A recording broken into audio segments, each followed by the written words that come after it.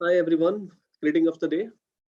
My name is Raviraj Kamal, and in this video, we are going to talk about the word majoritarianism.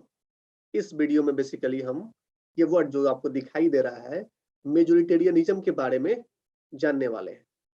ये जो word है वो मैंने class 10 की civics की बुक की पहली चैप्टर पावर शेयरिंग से ली है।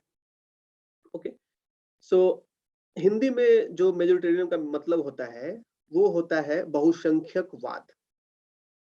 और आज हम लोग इसी वीडियो के बारे में आपसे बात करने वाले हैं। इस वीडियो की जो भी डिफिनीशन है वो हम इस वीडियो के थ्रू जानेंगे। आपके चैप्टर में किस कॉन्टेक्स्ट में इस वर्ड का इस्तेमाल हुआ है, हम लोग वो सारी बातें इस 5 to 10 मिनट की वीडियो होगी उसमें ये जानेंगे। So without further ado, let's start the class. So the word majoritarianism, इस वर्ड को जानने से पहले हमें दो वर्ड को जानना जरूरी है। पहला जो वर्ड है वो है मेजोरिटी।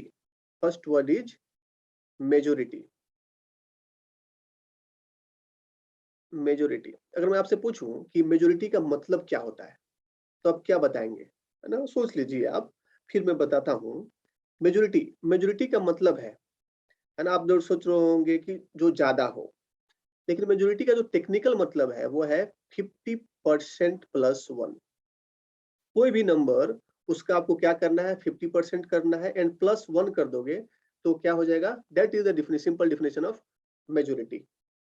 ओके, तो जैसे कि हम मानते हैं 100 सीट्स हैं किसी लोकसभा इलेक्शंस में या स्टेट इलेक्शंस में, तो वहां पे हम जानते हैं कि जो पार्टी मेजोरिटी सीट विन करती है वो क्या कर जाती है, उसकी सरकार बना बना पाती है। तो यहाँ पे क्या है, 100 सीट्स है तो कितनी सीट्स आनी चाहिए मिनिमम मेजोरिटी प्रूव करने के लिए, 50% प्लस 1। तो हम क्या बोलेंगे, इसका 100 का 50% कितना होता है, 50 प्लस 1 कर देंगे तो क्या आ जाएगा, 51 सीट्स। यानी कि किसी भी पार्टी को अगर किसी स्टेट्स में मान लीजिए कि 100 सीट्स हैं तो वहां पे उसको अपनी सरकार बनाने के लिए कितनी सीट चाहिए होंगी, 51 should be the minimum seat. तो ये क्या है, डिफिनीशन है मेजोरिटी का। Okay, majority can be of different type. एक सिंपल मेजोरिटी हो सकता है, स्पेशल मेजोरिटी हो सकता है, लेकिन जो मेजोरिटी का जो बेसिक मतलब है वो क्या है, 50% प्लस 1। इसका अपोजिट वर्ड है माइनॉरिटी, जिसमें क्या होता है, जिनकी संख्या 50% से बेसिकली क्या हो, कम हो, उनको हम लोग माइनॉरिटी बोल सकते हैं। ओके अब आते हैं हम वर्ड मेजोरिटेरियनिज्म पे। सबसे पहले आपको आइडिया होना चाहिए कि इज्म, जब भी किसी भी वर्ड में, कोई भी वर्ड के अंदर लास्ट में अगर ISM इज्म लग जाए तो उसका क्या मतलब होता है, आइडियोलॉजी। क्या मतलब है इसका, आइडियोलॉजी।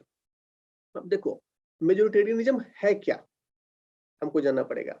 ये एक आइडियोलॉजी है, और ये आइडियोलॉजी क्या बिलीव करती है, ये आइडियोलॉजी बिलीव करती है कि जो मेजोरिटी कम्युनिटी है, यानी कि जिनकी संख्या 50% से एवव है ना, उनको क्या राइट है, उनको हक है, वो जिस तरीके से चाहे उस तरीके से रूल कर सकते हैं। That is the idea of majoritarianism. यही जो आपका चैप्टर है पावर शेयरिंग, उसमें यही बताया गया है in the case of Sri Lanka. अगर आपको इस वीडियो के बारे में, पावर शेयरिंग के बारे में अच्छे से जानना है तो आप मेरी दूसरी वीडियो पावर शेयरिंग की देख सकते हो। तो वहाँ पे पावर शेयरिंग को बेसिकली आपको दो कंट्री की मदद से समझाया गया है। एक बेल्जियम और दूसरा है वो श्रीलंका की मदद से हमको कंसेप्ट ऑफ पावर शेयरिंग समझाया गया है ना। तो वहां पे क्या देखा हमने कि जो श्रीलंका में जो गवर्नमेंट था उसको उन्होंने डिनोट करने के लिए जो वर्ड यूज किया है वो है मेजोरिटेरियनिज्म। उसी के बारे में हम लोग डिस्कस कर रहे हैं। तो मेजोरिटेरियनिज्म क्या है, सबसे पहले it is an ideology, and it is ideology of what, the next question comes, ideology of what. It is ideology which believes that the majority has the right to rule in whatever way it wants. This is the simple definition of majority. चलिए आगे बढ़ते हैं, इसको define करने की कोशिश करते हैं। मेजोरिटेरियन क्या है, the idea that the numerical majority, numerical majority का मतलब क्या होगा, जिनकी संख्या ज्यादा हो, जो नंबर में ज्यादा हो, and of the population should have the final say in determining the outcome of a decision.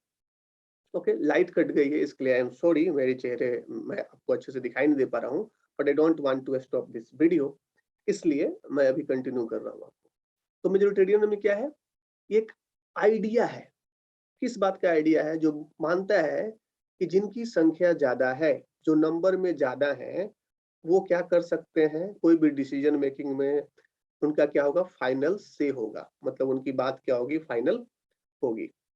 अब हम आते हैं आपके बुक में, क्लास 10 की जो बुक है डेमोक्रेटिक पॉलिटिक्स, उसका पेज नंबर जो 3 है, वहां से मैंने ये वर्ड उठाया है। वो क्या बोलता है मेजोरिटेरियनिज्म का, उसमें क्या मतलब लिखा हुआ है?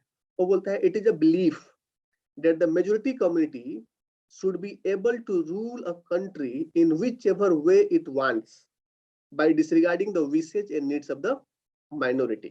आपके बुक में बोलता है जो मिनोरिटी कम्युनिटी है उसको क्या करना चाहिए, वो जिस तरीके से चाहे, जिस मन से, विच एवर वे, यहाँ पे जो वर्ड है वो क्या है, विच एवर वे, वो जिस तरीके से चाहे उस तरीके से क्या कर सकती है, कंट्री को रूल कर सकती है।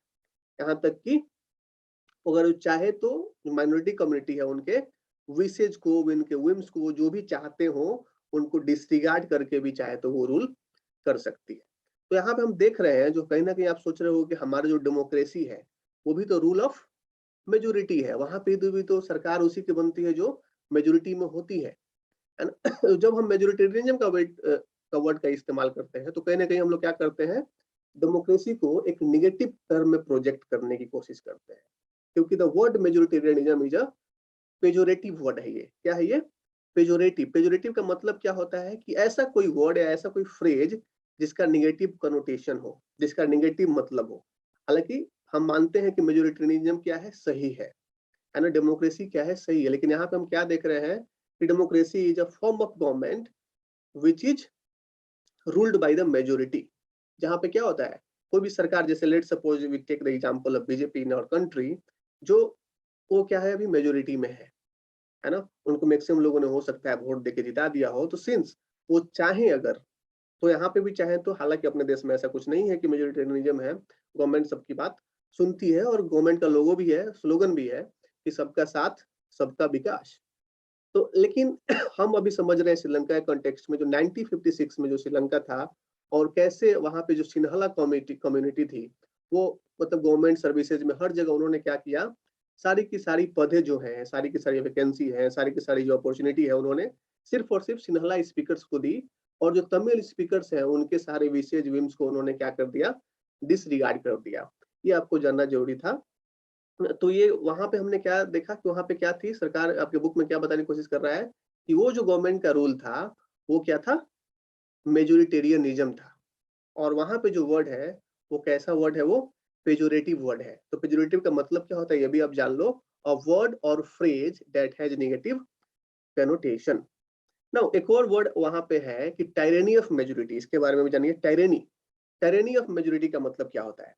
जैसे हम जानते हैं, लेट सपोज क्लास में हमारे 10 बच्चे हैं, लेट सपोज, ऐसा हम अभी मान लेते हैं कि in your class there are 10 students. मान लो जब भी कुछ बात पे डिसीजन हो, तो हमेशा 8 बच्चों की कोई एक गुट है, ग्रुप है जो काफी अच्छे हैं आपस में, तो हर बार क्या हो, वो अपनी बात मान लो वोट के थ्रू मनवा लेते हो, और बाकी जो 2 बच्चे हैं उनकी बात को हर बार इस बात के लिए छोड़ दिया जाता है, किसी ने वोट कर ले रहे हैं और जो मेजोरिटी है उसकी बात मान ली जाएगी।